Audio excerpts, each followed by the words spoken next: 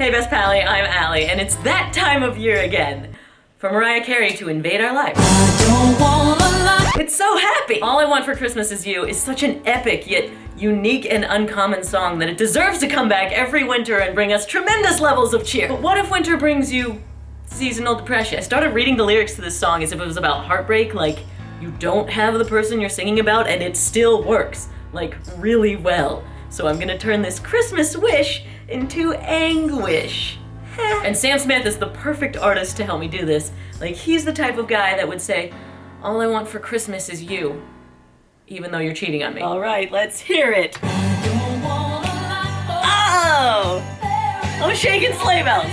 Shaking sleigh bells are not even in my hand. It's so good. Ugh, this song is so good that my roommates in college would play it year-round. Like, why are you singing into your hairbrush about snow, Jessica? You realize it's June, Stephanie. That's how good this song is, and why it keeps coming back, which is also my first argument for how unique it is. This song tops the charts every year for a full month, recurring. It's like Mariah Carey's been writing a hit every year since 1993, and it's the same song! That never happens. And that's also the reason that Mariah Carey never has to do anything ever again in her life. Do you know how much a yearly chart topper is worth? Well, I don't, but someone let me know in the comments, because it's gotta be a whole freaking lot. Okay, I googled. $60 million is the reported royalties so far. And as a YouTuber, I'm very jealous of consistent income. And now I'm depressed. Let's listen to Sam Smith. He's actually gotten more produced and synthesized lately, so I'm gonna stick to classic Sam Smith with Stay With Me, Too Good at Goodbyes, and I Know I'm Not the Only One. Definitely gonna have to slow it down. That's the first step to being uncheery. Although Mariah Carey has this slow intro, which is my second argument for how unique this song is. Its format is really weird. She has an intro and then it's a tagline song. So it goes verse, verse, bridge, verse. And that's so strange. Like, no pop songs have that structure.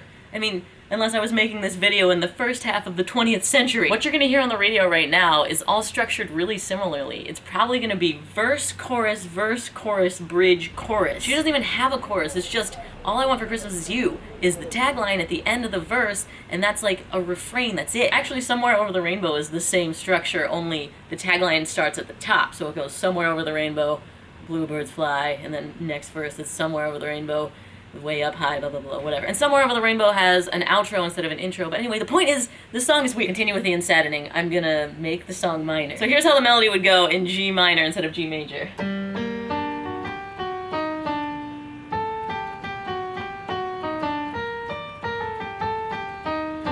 Okay, that's weird. It sounds so mysterious here in the raised seventh. Actually, it reminds me of Solfeggetto. Does anybody know this song? It's actually by Bach. But not the Bach you know, it's Bach's son. And also I'm running out of piano. I learned that song because it was in a video game that I played as a kid and I thought it was cool. What is that video game? Am I crazy? Did anybody else have this experience? Anyway, back to the actual subject of this video. If I'm gonna make this minor, Mariah opens with this G major 7 chord, and I'm gonna have to make that a minor major 7 chord, which is the mysterious part. This chord's actually famous. It's called the Hitchcock chord.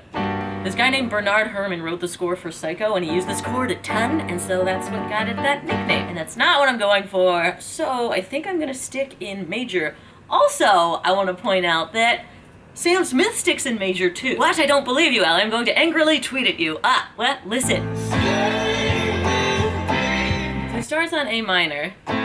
Stay with me. But he ends on C. And it's deceptive because he opens his songs in a minor chord, but the key is actually C. Stay with me, 'cause you're all I need. It ends on C, this is resolved, it's a major song. Even though if you go to Ultimate Guitar tabs, it's listed wrong. I use this site a lot and it's stupid and spammy, and also it doesn't know that Sam Smith is actually in C major. And it's the same thing with Too Good at Goodbyes. He starts on D minor, but the song's actually in F major, and again, Ultimate Guitar Tabs is getting it wrong. I'm also just like bad-mouthing them because I paid for their app and it's still spammy. Wow, so many digressions in this video. Move on, make the song. So we're gonna stay in G major, but I'm gonna rely heavily on all the minor chords in that key. So B minor, A minor, and E minor. I'm just gonna use that all throughout. And I want to reharmonize so it sounds sad, but still fits with the melody. I think I got it. Listen to this depressing chord progression. I don't want a lot for Christmas. There There is just one thing I need, and I don't care about the presents. Ooh, love that C minor, which I stole from Mariah. It's in the song. That wasn't a reharmonization, which is my third argument for this song being super unique and unconventional. And she uses an A minor 7 and an A minor 7 flat 5 with a 4 in the bass. What is this doing in a pop song? Making you feel awesome about it resolving. All I want for Christmas is you. Yeah. So if you know a Stephanie and a Jessica and think they're basic for loving this song, well, that's wrong. It's actually a really uncommon pop song, and it's not like all the basic other ones, and I hope I've convinced you, so go ahead and go back to singing into your hairbrush. And I have got the intro ready with my depressing chord progression, and that's perfect, all that I need, because Sam Smith is just piano and vocals on the intro, this one. But it does add snaps. I'm gonna put some snaps in. I am too depressed to get up off my couch and go plug in a microphone in my fur room, so I'll just synthesize them. I've got a good snap here, but it's gonna sound like crap if I just keep making that same sound over and over again. You're gonna know I faked it. So I also have this snap and that snap, and you can't tell, but they're slightly different. So now I'm just gonna messily play them all together. No need to be perfect, because I'm actually for real snapping. And that ends up sounding way more convincing than synthesized. By the way, if you're surprised that I'm giving away my secrets on how to make convincing snaps without ever leaving your couch, that's how I felt when I found out that Brandon Wolfel has a course on Skillshare. I've been following him on Instagram for a while, and speaking of unique things, his stuff is so different. And I thought for sure that he had like a million secret tactics in Photoshop to make it look like that he would never share, and turns out he is sharing them. Oh, so I came across this because Skillshare is sponsoring this video. Dope, thanks Ian. Skillshare is an online learning community for creators. It's got courses like Brandon's Instagram-worthy photography, shoot, edit, and share. There are over 7 million creators on Skillshare, and you can join groups and give and receive feedback and like talk with people that are like-minded as you, so Brandon, hit me up. And again, thank you Skillshare. They're hooking you pallies up. They're giving away a free 2-month unlimited trial membership to all my subscribers that click the link in the description.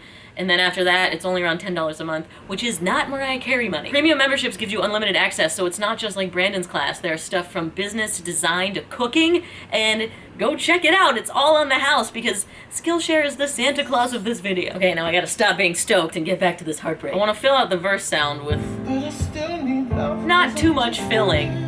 He's just got a kick drum and a hi-hat, and there's like a lot of room sound, so it's like you're standing right there with the drummer while he's kicking and hatting, and you're just sobbing quietly. Now halfway through the verse I want to get a little meatier, so let's add some bass. Still sad. And let's build up the sad even more. He uses my favorite instrument. You hear it? You know what it is? It's a tambourine, what's up? And I'm too depressed, so I'll just synthesize it. Yep, totally gonna just use a bunch of tambourine sounds and not get off my couch. Ah, you love it. Yeah. Now I pretty much got it together. Sparse beginning. I'm gonna just completely cut out in the middle. Just vocals. Good luck pulling that off, Spags. But I do want the final chorus to be even meatier, and he does that with strings. Ooh. These are probably real strings. They're in this one too, and here. And also a freaking chorus, we'll get to that. Let me just get out my violin, get a little arrangement going.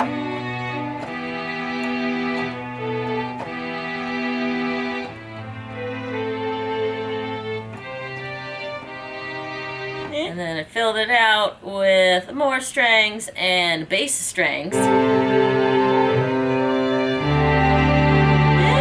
It'll add like a bed below all of that to give it more oomph. And for little short drops of tears sadness, I added in...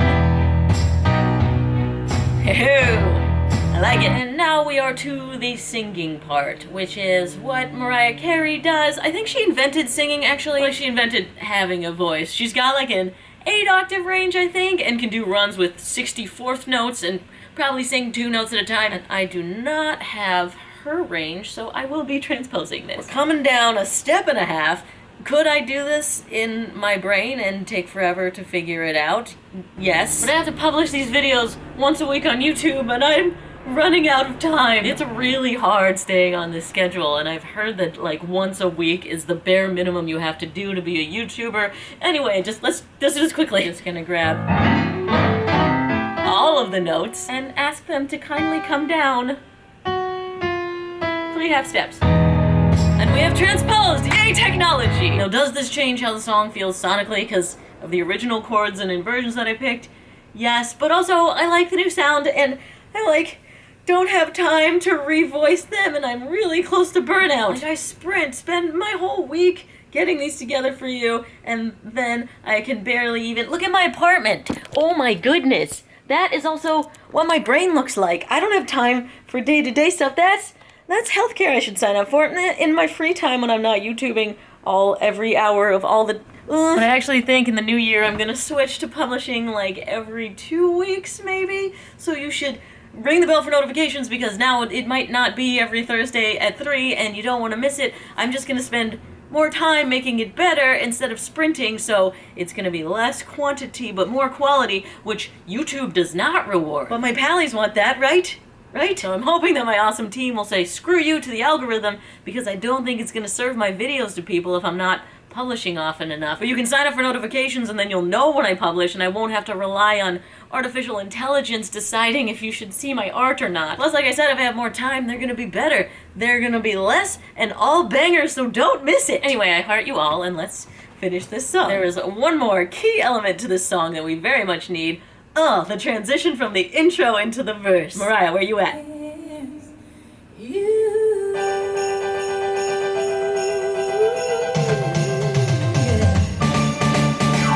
It's like you can feel November 30th ending and December 1st happening right there in the song.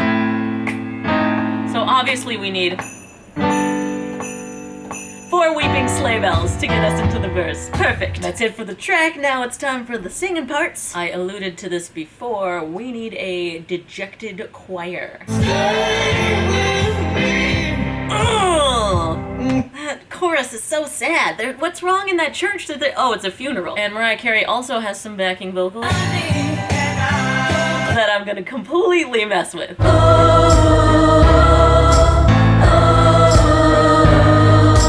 My dejected chorus is working wonderfully. By the way, the right reverb is really how you make it a funeral church. Wait, listen to just the backing vocals that bring you into the verse.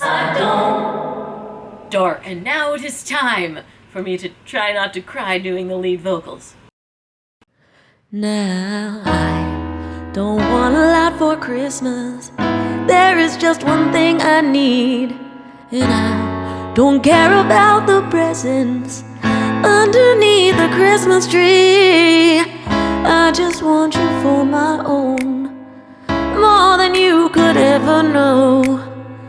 Make my wish come true, baby. All I want for Christmas is you. I don't want a lot for Christmas. There is just one thing I need, and I don't care about the presents underneath the Christmas tree. I don't need to hang my stocking there upon the fireplace. Santa Claus will make me happy with a toy on Christmas Day. I just want you for my own, more than you could ever know. Make my wish come true, baby. All I want for Christmas is you, baby. Oh, I don't want a lot for Christmas. This is all I'm asking for. I just wanna see my baby standing right outside my door. I just want you for my own, more than you could ever know. Make my wish come true, baby. All I want for Christmas is you, baby.